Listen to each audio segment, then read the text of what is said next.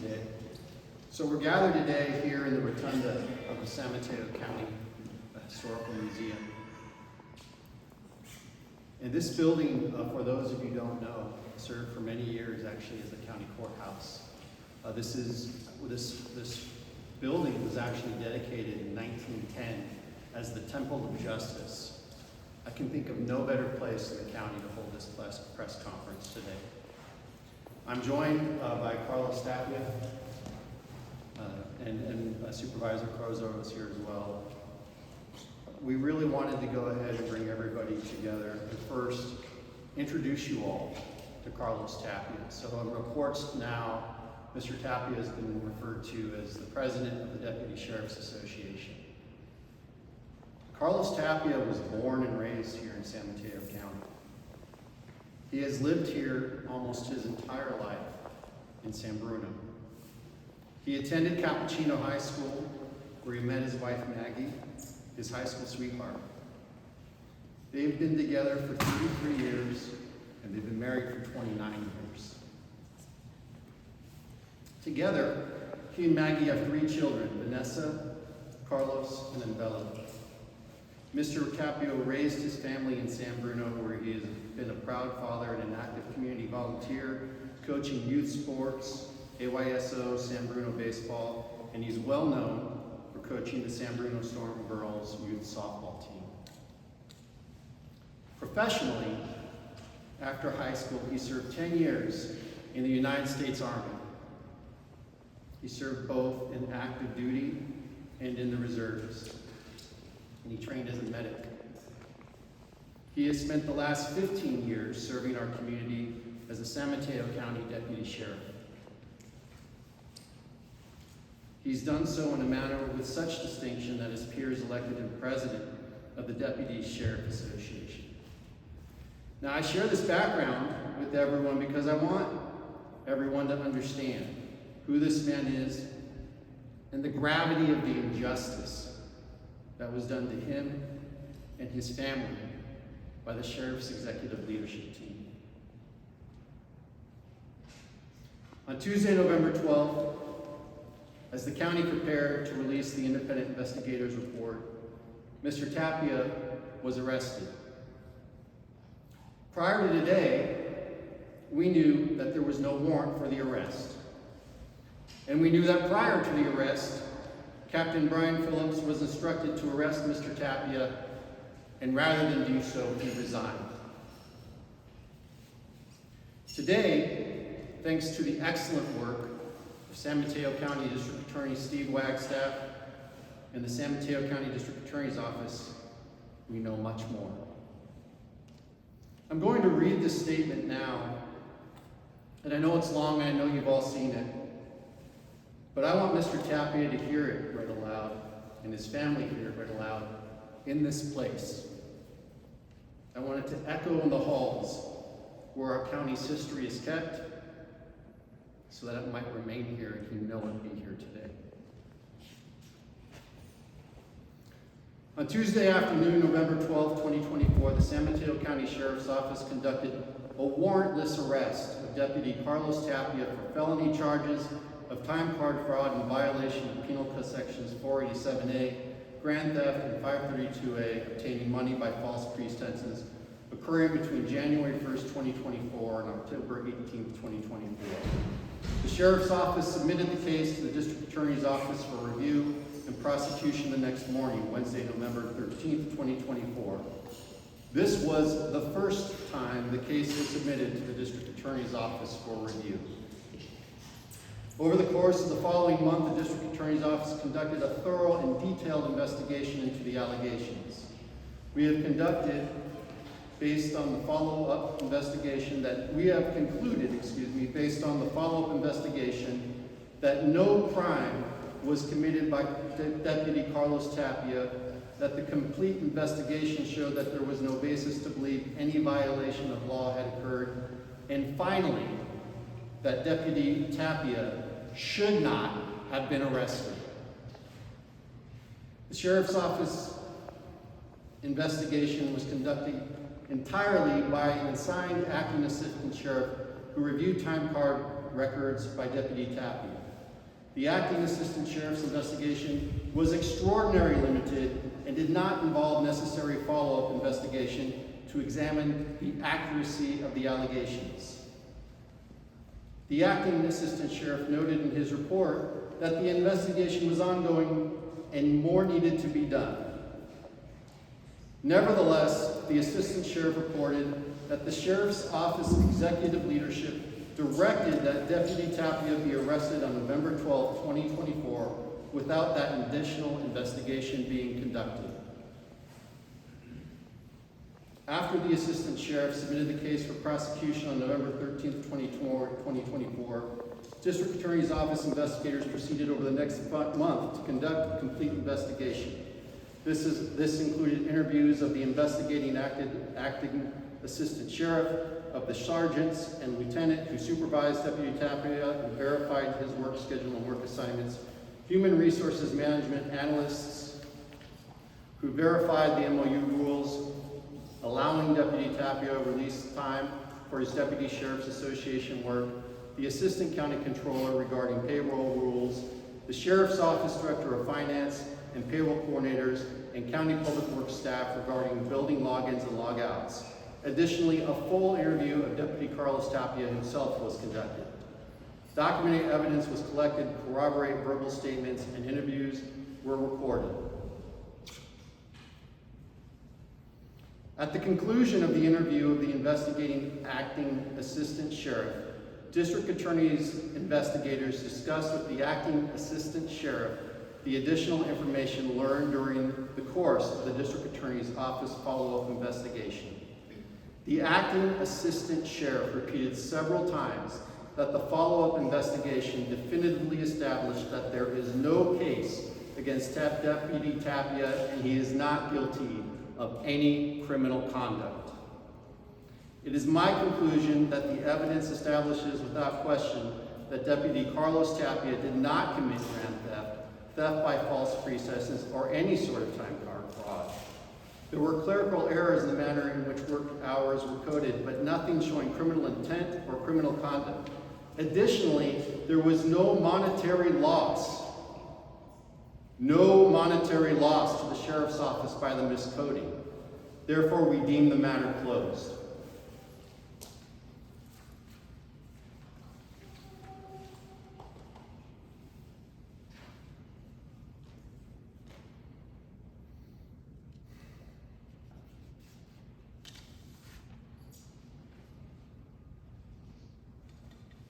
Today, we must ask ourselves, considering the district attorney's findings that the arrest never should have happened, why did the sheriff's executive team direct Deputy Sheriff Tapia be arrested on November 12th?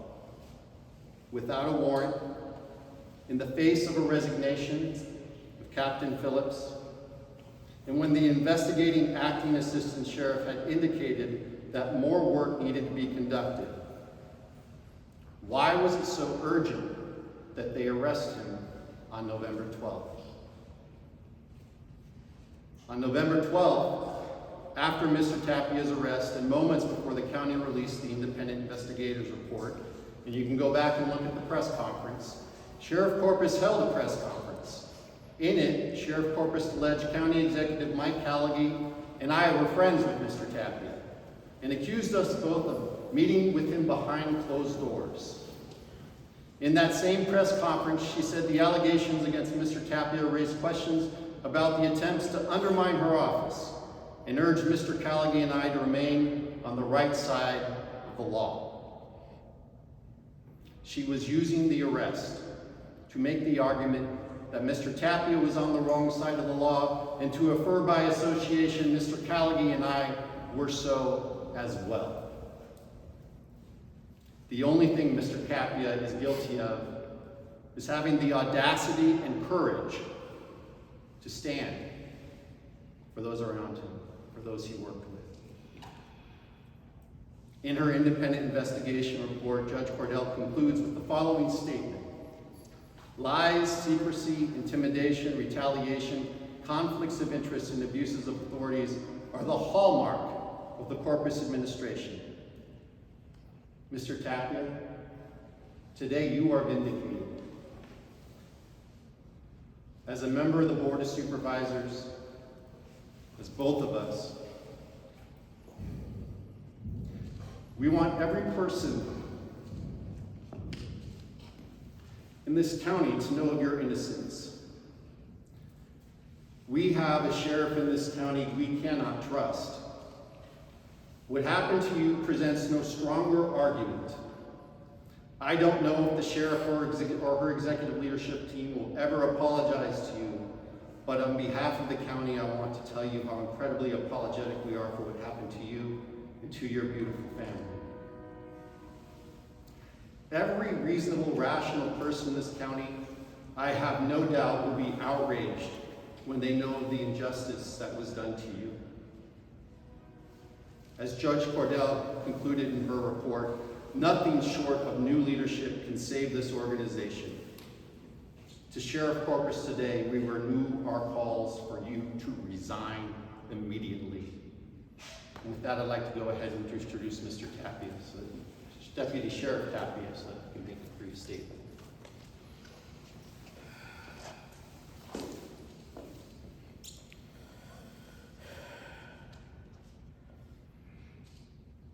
I'm grateful to the District Attorney's Office for recognizing these charges for what they were. Yet another attempt at retaliation from Sheriff Corpus out of her expressed loss of confidence in her administration. The DSA is calling for a civil rights violation investigation into this matter. Despite the personal stress it caused me to fight to clear my name, I love my job and I'm proud to serve the people of San Mateo County. My fellow deputies and I look forward to the day we can work with a new sheriff who will restore the trust and transparency the public deserves from its sheriff's office. Until then, we will continue to hold ourselves to the highest standards in meeting our most important mission, and that's protecting the public of San Mateo County.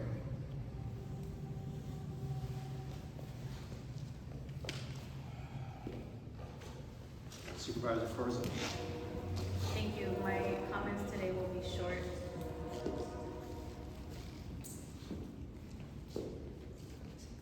I think back to the day that Deputy Tapia was arrested.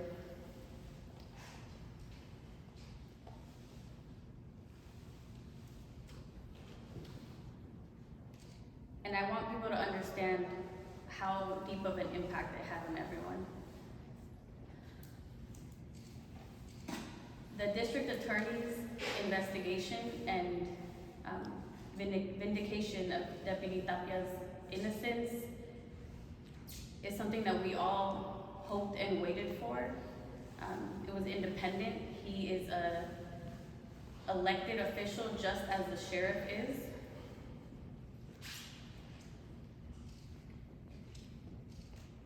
But I do think back to that day and the heaviness that was felt across all of our county, especially those who understood the gravity of what that meant, what line was crossed when our sheriff ordered the false arrest of Deputy Tapia. This is a good man right here. He is someone who has served this county, and he brought in a new era of leadership to the Deputy Sheriff's Association. No one deserves to be falsely arrested, but least of all this man right here. I also echo the calls for our sheriff to continue to resign. She should have resigned months ago. And I'm hopeful that we will continue to share the truth. Ahora quiero decir unas palabras en español para la comunidad latina, quien deben saber que este hombre aquí es un hombre inocente, un hombre honrado, que no merecía ser arrestado falsamente. Es algo que nadie merece, pero menos este hombre aquí, quien es el ejemplo de un oficial que hace su trabajo con cariño para nuestra comunidad. Es un latino y realmente es alguien en nuestra comunidad quien debemos honrar siempre. Y la alguacil debe de renunciar. Tenía que hacerlo hace meses atrás, pero más hoy que nunca. Gracias. At this time, I'd like to go ahead and actually invite Vanessa Tapia, Deputy Tapia's daughter. Good afternoon. My name is Vanessa Lemos Tapia, spelled V-A-N-E-S-S-A, Lemos, L-E-M-U-S, Tapia, T-A-P-I-A. I am daughter of Carlos Tapia, and I just want to share a little bit of my story. After canvassing countless of doors for Sheriff Corpus and assisting in the development of a proactive field plan, I can confidently say that 2 years ago, she was a sheriff that I believed we can trust, and I believed in her vision. But today I come with you, and I'm telling you that that is no longer the case. She is a sheriff that we cannot trust. My dad has always taken great pride in his work and dedicated to keeping the community safe. Throughout this whole ordeal, he lost his father, and he was arrested the day before his birthday, which has been incredibly painful for not just him, but the rest of our family. But I'm proud of him for standing strong throughout his struggle and continuing to fight for his members. We are grateful to the district attorney for helping uncover the truth and ensuring that my dad was exonerated. However, I'm calling on you, Sheriff Corpus, to resign. You are a sheriff that we cannot trust. To the people of San Mateo County, we deserve better. Thank you. So with that, we're going to go ahead and end the press conference, but we will be taking